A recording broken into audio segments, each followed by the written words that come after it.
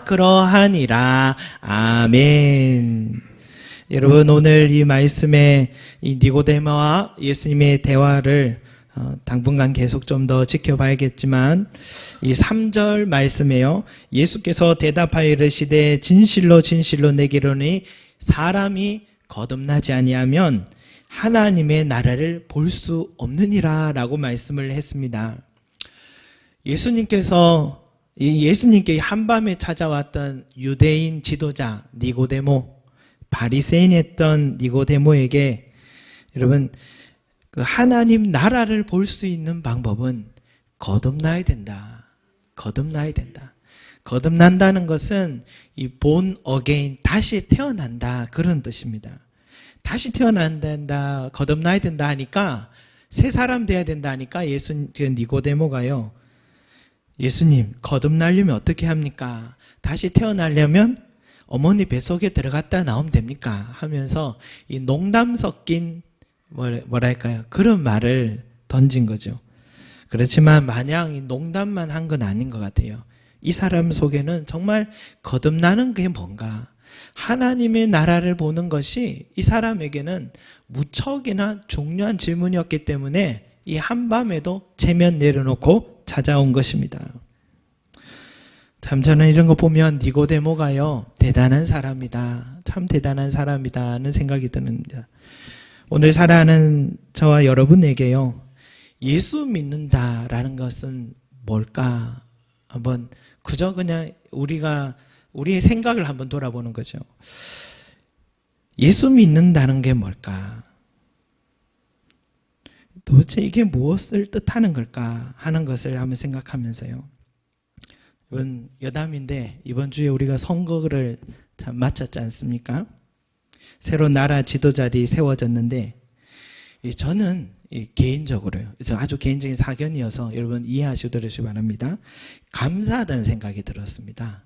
이 선거가 마쳐 참 감사하다.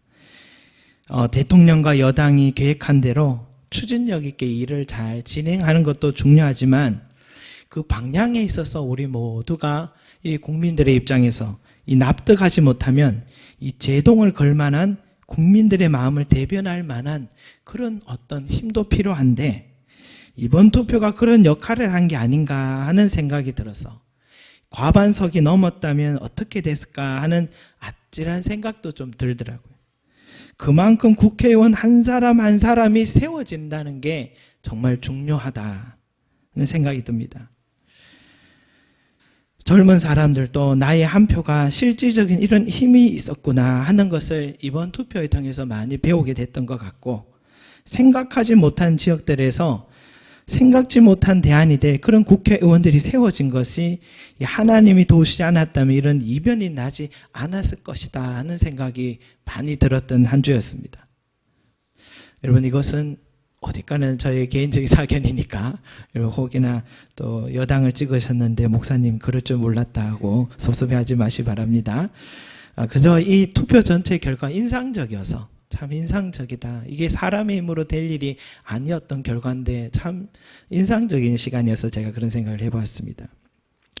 여담이고요. 이 최근에 이 투표를 했으니 말인데, 제가 국회의원이 되면 어떤 혜택이 있을까 해서 한번 인터넷으로 찾아봤습니다. 찾아보니까 1인당 연 6억 원의 경비를 지원받더라고요, 나라에서.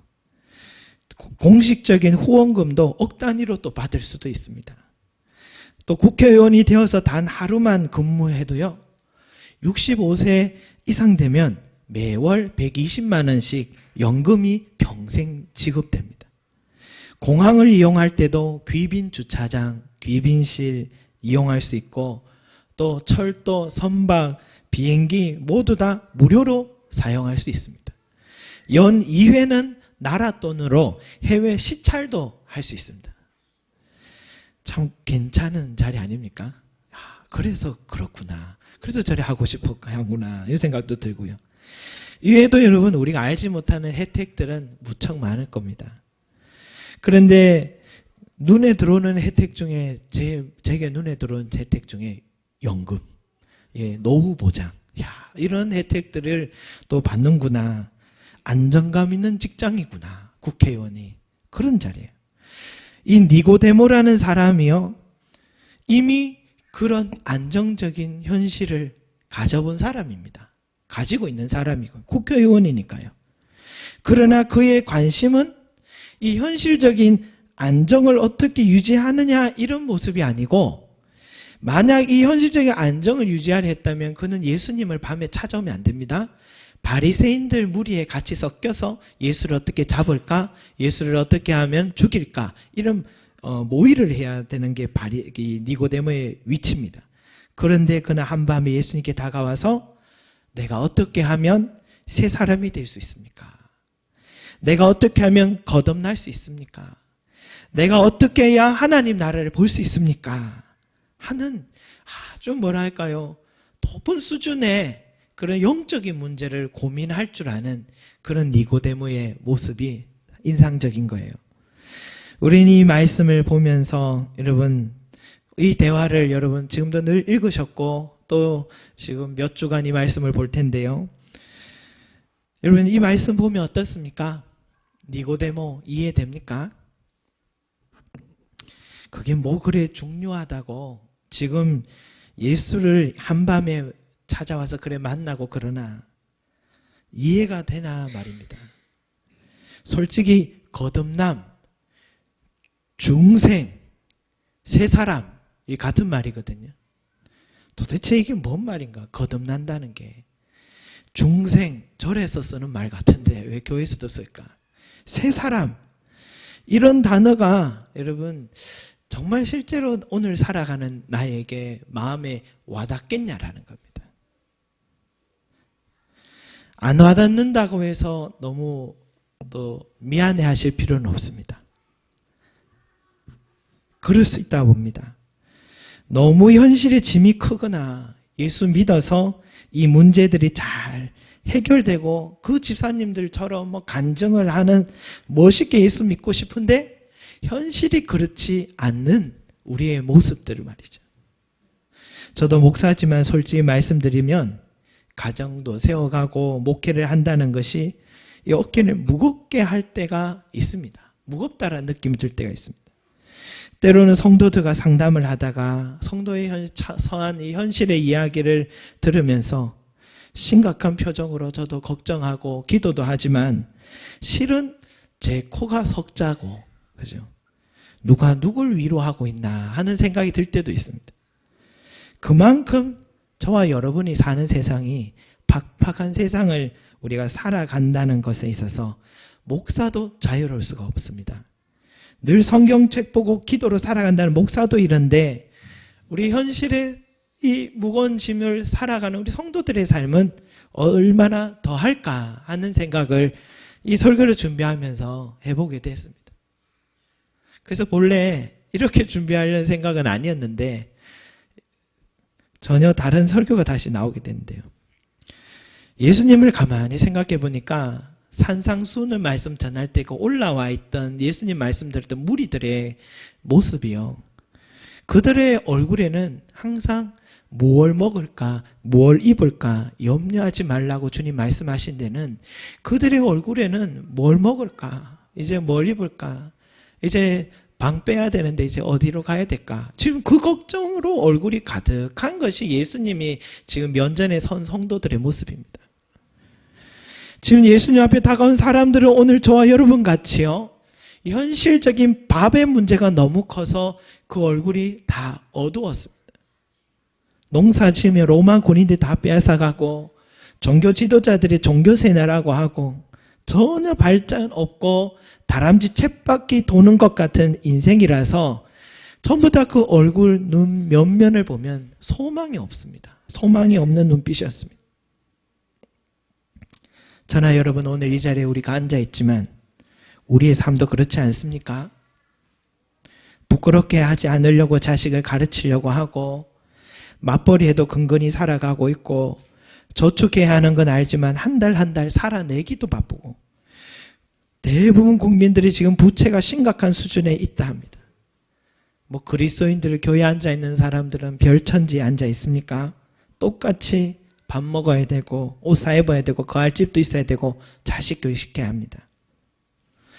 제가 사탕 발린 말로 여러분을 위로하게 지금 이런 말을 하는 게 아니라 예수님과 니고데모와의 대화 속에서 늘 기도하지만, 늘 성경책 읽고 묵상하지만, 늘 하나님의 은혜를 경험하지만, 그럼에도 불구하고 내일 무엇을 먹을까 하는 염려 속에 살아가는 저와 여러분에게 오늘 예수님과 니고데모와의 대화 속에 오늘 우리에게 주시는 말씀이 있는 것 같습니다. 그리고 저는 그렇게 믿습니다. 그게 뭐냐? 거듭나야만 하나님의 나라를 볼 수 있다, 이 말씀 말이죠. 거듭나야만 하나님의 나라를 볼 수 있다, 이 말.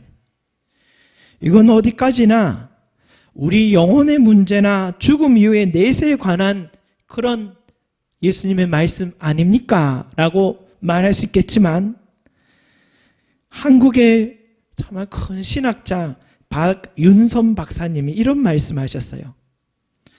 본문의 문맥에 나타나 있듯이 하나님 나라를 보는 것은 하나님 나라에 들어가는 것과 같은 것이다. 그러나 하나님 나라는 하늘 나라를 뜻한다고 생각하는 것은 잘못된 생각이다. 오히려 하나님의 나라는 이 세상에서 믿음으로 시작되어 매일 믿음의 계속적인 향상에 따라 늘어가는 신령한 생명을 말한다라고 해석을 하더라고요. 거듭나야만, 새 사람이 되어야만 하나님의 나라를 볼 수 있다고 하신 예수님의 말씀은 단순히 죽음 이후의 문제를 말하는 게 아니다라는 것입니다. 오늘을 살아가는 이 현실의 문제 속에 신령한 생명으로 믿음 안에서 신령한 생명을 공급하여 주시고 다스리시는 것 또한 하나님의 나라라는 것입니다. 하나님의 나라는 볼 수 있게 임하는 게 아니고 또 여기 있다 저기 있다고 못하리니 하나님의 나라는 너희 안에 있느니라 라고 주님이 말씀하셨습니다. 이미 하나님의 나라는 우리 안에 있습니다. 우리 안에 들어온 겁니다. 이미. 그러나 아직은 우리가 나중에 주님 나라에 또 들어가는 것을 말하는 것이고, 죽음 이후에 이미라는 것은 오늘을 살아가는 저와 여러분의 삶에 하나님의 나라를 볼 수 있다는 것입니다. 하나님의 나라에 우리가 들어와 있다는 것입니다. 하나님께서 내 삶의 주인 되시고 나의 삶을 통치하는 것을 경험하게 된다면 그가 하나님의 나라를 보고 있는 것입니다. 그게 거듭난 자에게 주시는 은혜입니다. 이번 주에요, 목회자 수련회를 제가 다녀오면서 춘천 시내를 지나게 되었는데 3거리 4거리였는지 거기서 아주 재미있는 모퉁이에 아주 큰 간판이 있습니다. 앞에 뭐라 적혀 있냐면 내비게이션, 그 다음에 교회 돼 있더라고요. 그래서 따로인가 싶어서 자세히 보니까 같은 간판 맞아요. 교회 이름이 내비게이션 교회입니다. 야, 참 목사님 대단하시다. 저런 제목, 저런 이름 세우는 것 정말 쉽지 않을 텐데 참 대단한 믿음이시다 하면서 한 번 더 보게 되었습니다. 그분과 뭐 전혀 만날 일도 없고 만나서 대화도 나눠보지 못했지만 왜 내비게이션 교회라고 이름을 정했느냐, 제가 한번 생각해보면 이해가 될 듯해요. 저는 길치여서 내비게이션이 없으면 절대로 어디도 못 갑니다. 절대로 어디 못 갑니다. 근데 내비게이션의 목적지를 치면 위치를 안내해 줄 뿐만이 아니라 도착할 시간도 가르쳐 줍니다.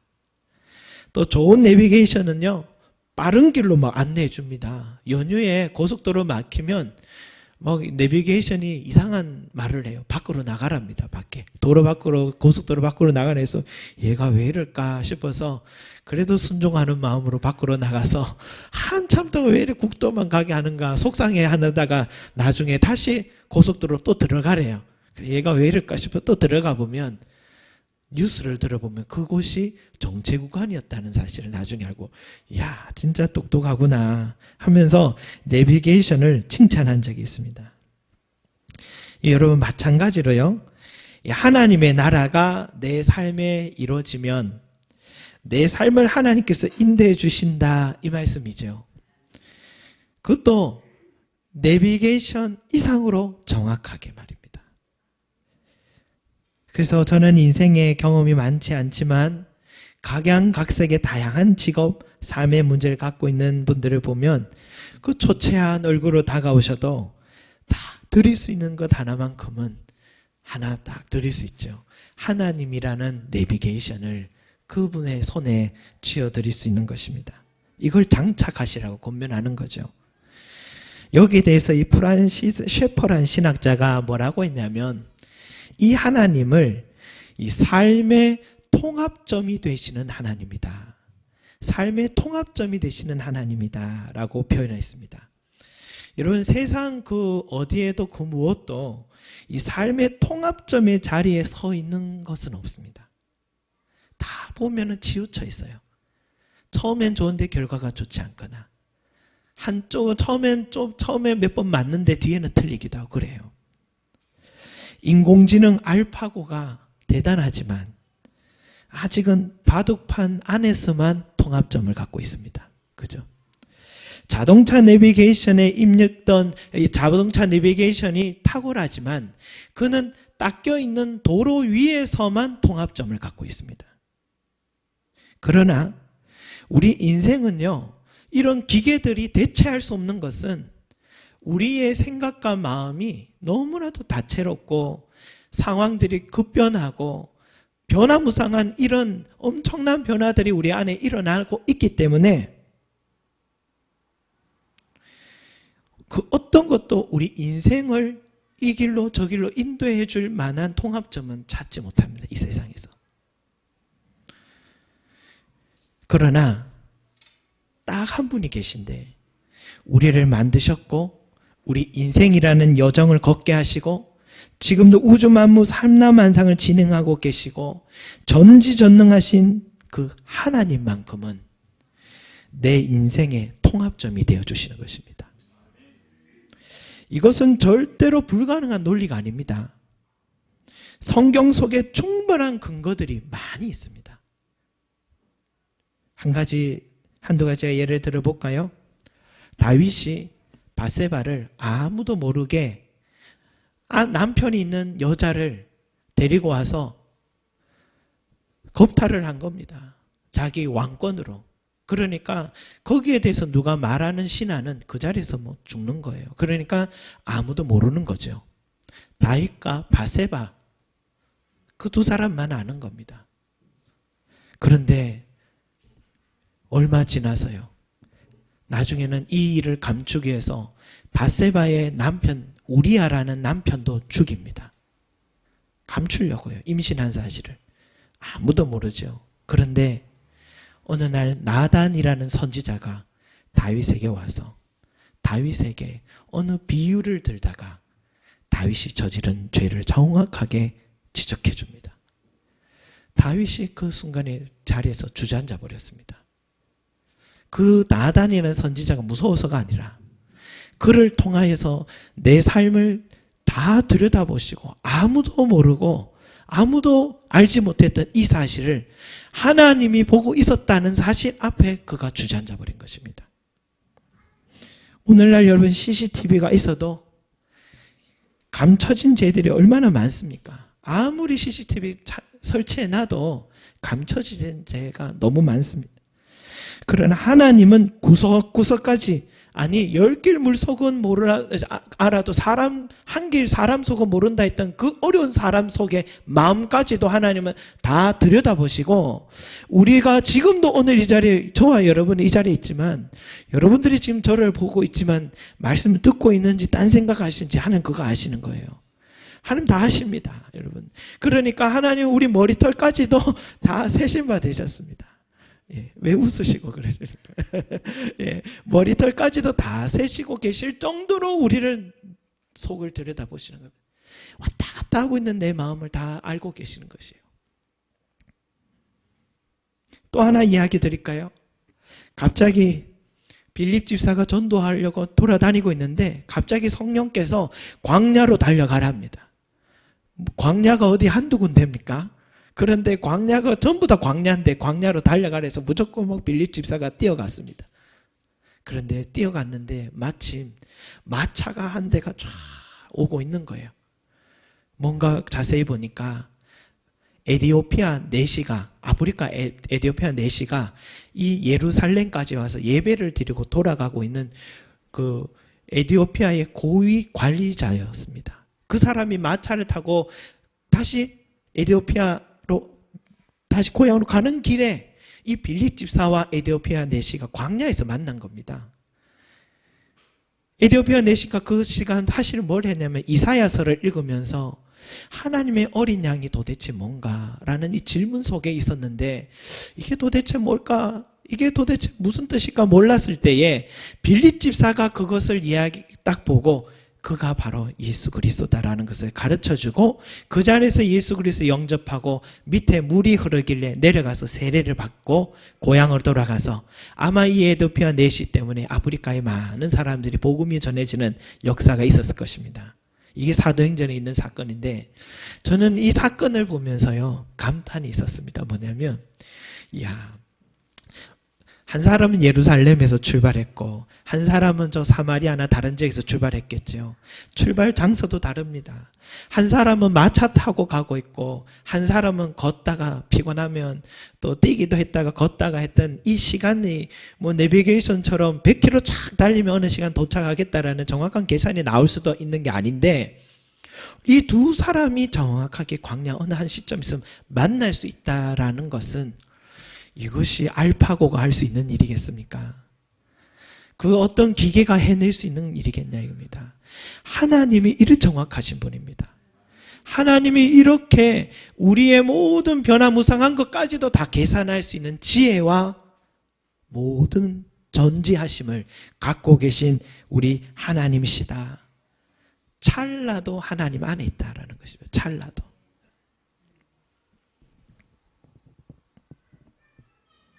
내 계산대로라면 지금쯤 그 거래처에서 연락이 와야 되는데 지금쯤 그 일이 진행돼야 되는데 지금쯤 그 사람 만나야 되는데 내 뜻대로 안 될 때가 얼마나 많습니까?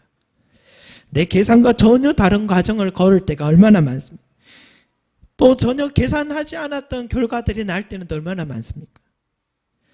그런데요, 거듭난 사람은요, 세월이 흐르고 나면 오히려 그게 더 나에게 유익이 되었음을 깨달을 때가 있습니다. 자식에게 좋은 것 주시는 하나님은 지금은 내게 그것이 쓴잔처럼 느껴지지만 알고 보면 그게 나에게 더 좋은 것을 주시는 하나님의 깊은 뜻이 있다는 것을 깨닫게 됩니다. 내가 보는 시선보다 우리의 삶의 통합점이 되신 하나님께서 내 삶의 내비게이션이 되셔서 지도해 주는 것, 그것이 은혜인 줄로 믿습니다. 그 하나님을 바라보시는 저와 여러분이 되기 바랍니다. 몇 번 제가 이런 얘기를 드렸지만 저는 이만한 예도 없다 생각합니다. 예수원이라는 곳에 이제 강원도 태백에요. 5, 60년 전에 세웠던 그런 공동체인데 지금도 그 공동체에 한 해에 10,000명씩 그 꼴짜기 속에 차도 안 들어가는 그 속에 10,000명씩 손님들이 찾아가는데도 그들은 항상 식사를 제공하고 잠자리를 제공하면서 믿음의 공동체를 늘 세워가는 그 공동체가 있습니다. 예수원이라는 곳이 여러분 방학 때나 이렇게 기회 되면 한번 꼭 가셔서 한 2박 3일씩 정도 이렇게 묵상하는 시간 가지면 큰 충전이 될 것입니다. 그런데 그곳을 세웠던 이 대천덕 신부님이 계신데 성공의 신부님이십니다. 그런데 이분이요 바로 이 삶의 통합점이 되신 하나님을 설명하실 때에 자신의 지난날에 있었던 유익한 이야기를 하나 하세요. 대학 시절이었는데 이른 아침에 주님과 깊은 교제를 갖고 하루 계획을 빈틈없이 짰습니다. 일부는 그날 아침에 말씀과 기도하시면서 생각 떠오르는 대로 계획을 씁니다. 그게 그날 성령께서 깨닫게 주셨던 하루의 계획이라고 믿고 사셨던 거죠.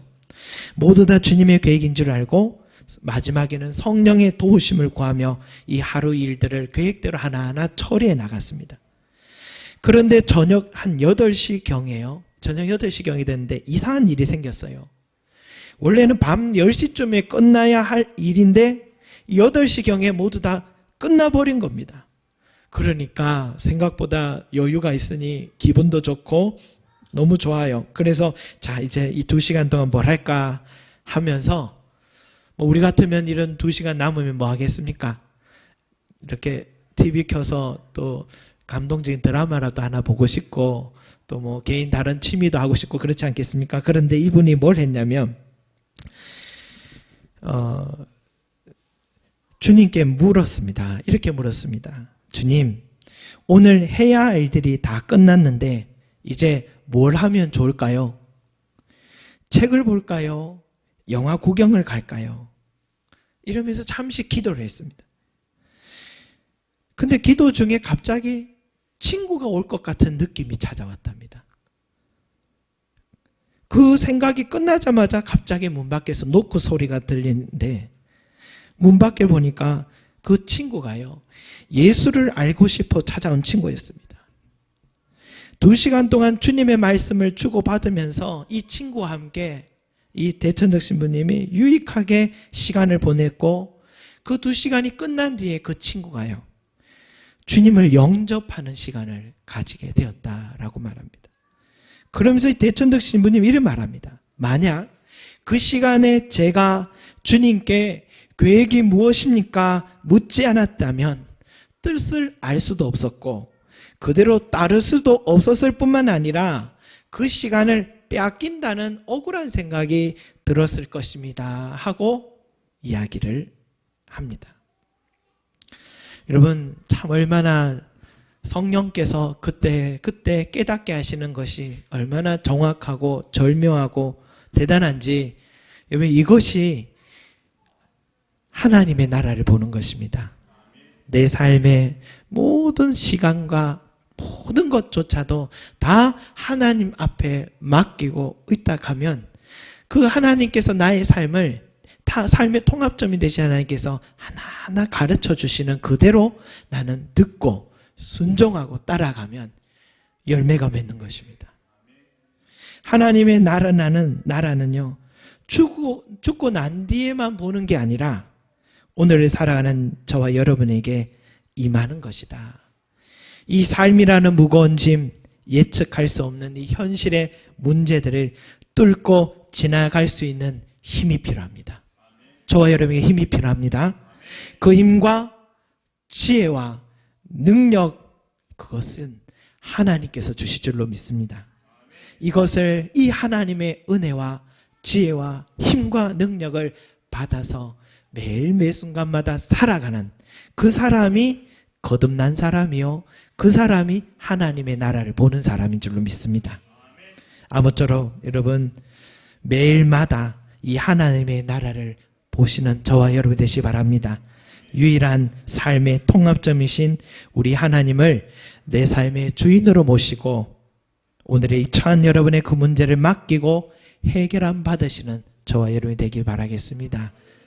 다음 주에는 좀 더 우리의 중생에 관하여서, 거듭남에 관해서 성령께서 어떻게 그 역사하시는지에 대해서 좀 더 깊이 말씀을 나누도록 하겠습니다. 오늘은 여기까지 하도록 하겠습니다. 기도합니다. 사랑과 은혜가 많으신 아버지 하나님, 우리 인생의 내비게이션이요, 우리 인생의 삶의 통합점이 되신 우리 아버지 하나님을 믿습니다.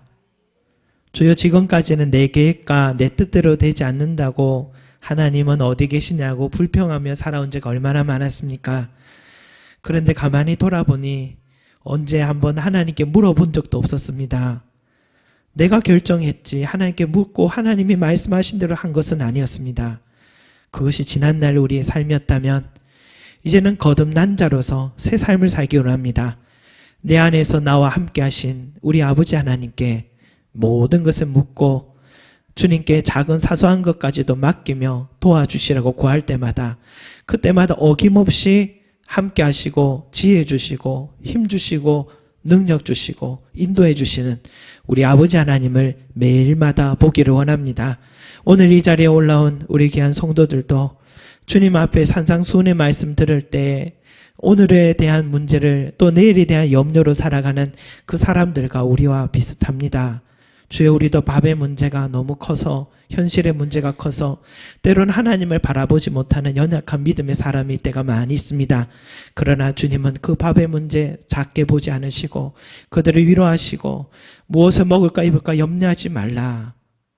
내일일은 내일 염려하라. 오늘 그날의 그 은혜로 족하다고 주님 말씀하신 것처럼 염려하지 말고 주님 앞에 달려가고 내일은 내일 도우시는 하나님의 놀라운 은혜를 믿고 맡기고 달려가는 그런 우리의 신앙이 되게 도와주시옵소서. 자라는 믿음 되기를 원합니다. 성장하는 믿음 될 수 있기를 원합니다. 감사드리며 예수 그리스도 이름으로 기도드립니다. 아멘.